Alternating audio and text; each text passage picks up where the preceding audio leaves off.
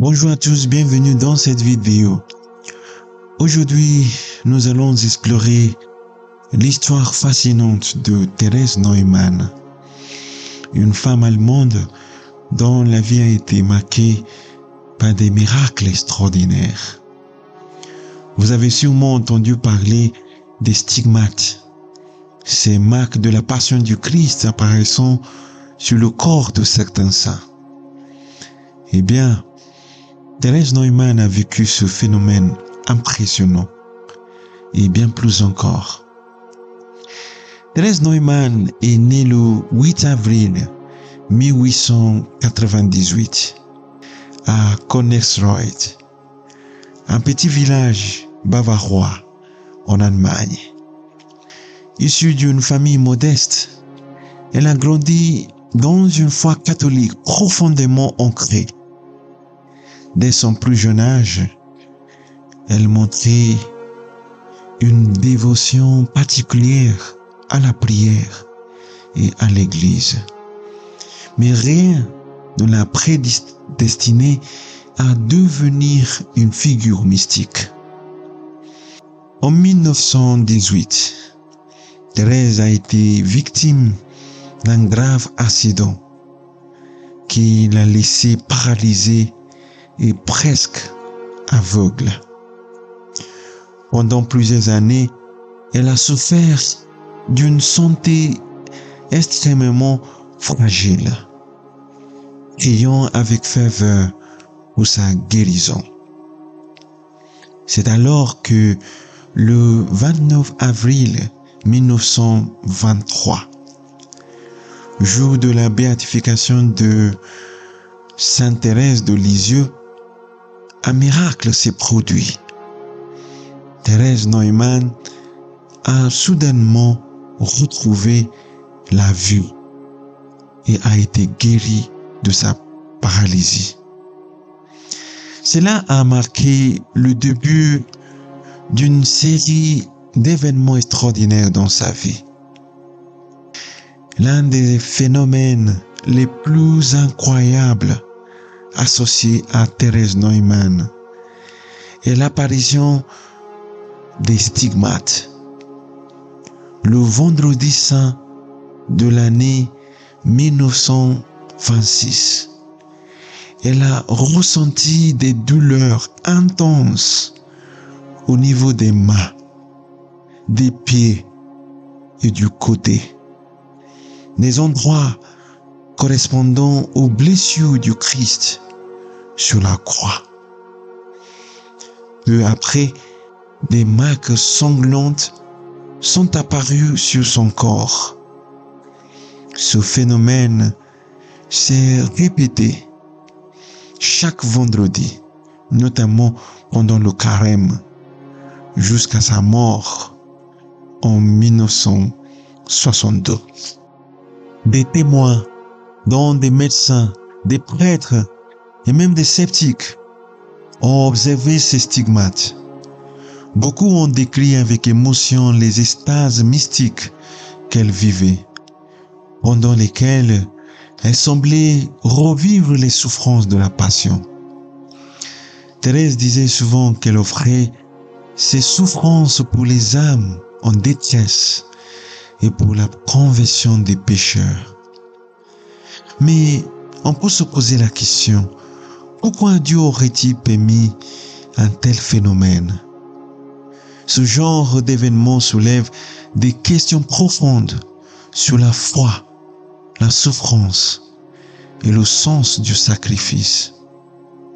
Alors, un autre fait surprenant dans la vie de Thérèse Neumann est qu'elle aurait vécu sans nourriture solide pendant près de 35 ans. Selon les témoignages, elle ne se nourrissait que de l'Eucharistie, c'est-à-dire de la communion. Des médecins ont tenté de surveiller son état et beaucoup sont restés perplexes devant ce phénomène. Ce jeûne prolongé, associé à sa vie mystique, a renforcé la foi de ses proches et attirer des pèlerins du monde entier à Konnersreuth. Thérèse Neumann n'a jamais cherché la gloire ou la reconnaissance. Elle vivait une vie simple, consacrée à la prière, à la charité et à Dieu. Aujourd'hui, son exemple nous rappelle la puissance de la foi et la manière dont Dieu peut se manifester dans nos vies, parfois de façon extraordinaire.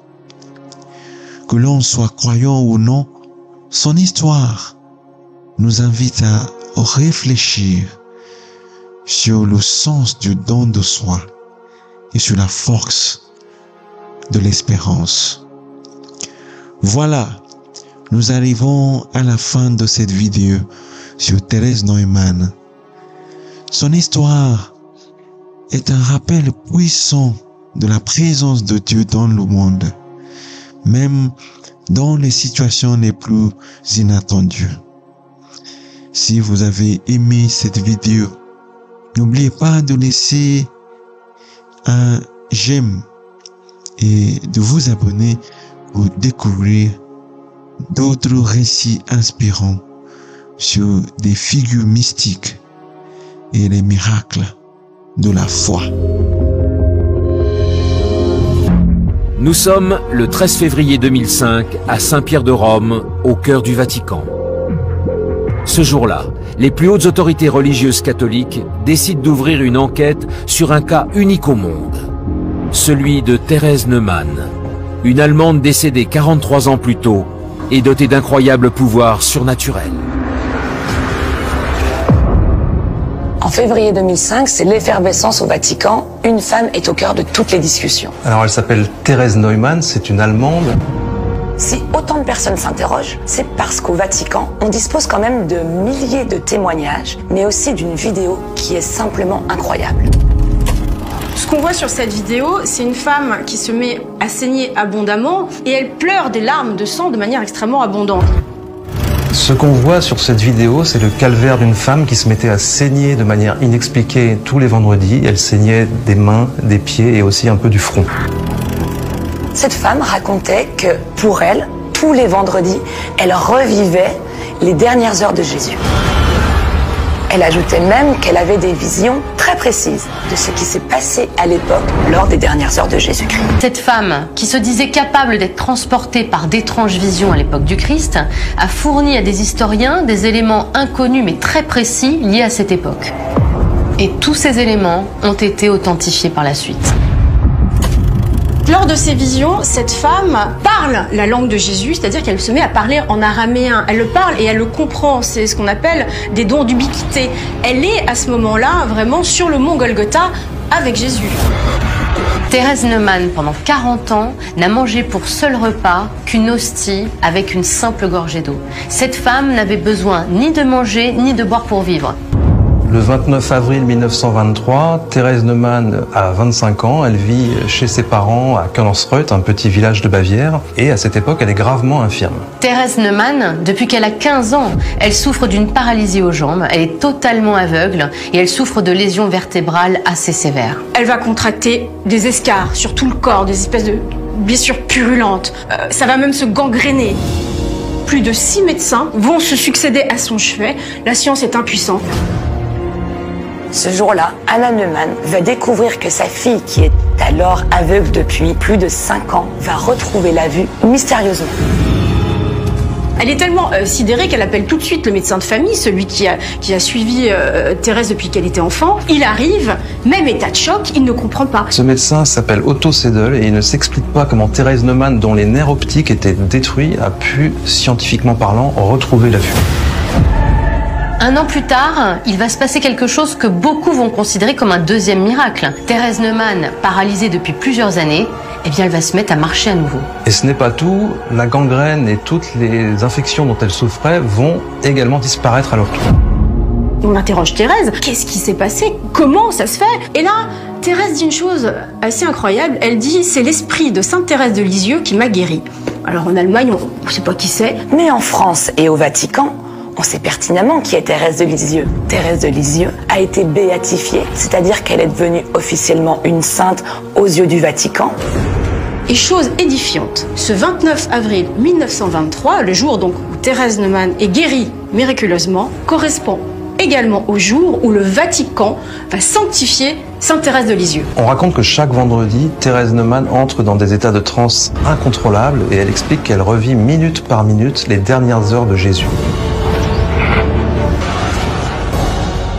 Sur le corps de Thérèse Neumann, on pouvait distinguer clairement sur ses mains et sur ses pieds les traces de clous, une blessure sur son flanc droit et plus étrange encore, sur son front, les marques rouges de la fameuse couronne d'épines du Christ. Sur son épaule droite, on pouvait distinguer ce que certains prétendaient être les fameuses traces de la croix que portait Jésus. Une autre chose va marquer les esprits, c'est que ces blessures qui ne s'infectaient jamais se mettent à saigner abondamment uniquement le vendredi. Ce qui est le plus choquant dans toutes ces plaies, forcément, ce sont les larmes de sang. Tous les témoins qui ont vu ces larmes de sang couler des yeux sont extrêmement choqués.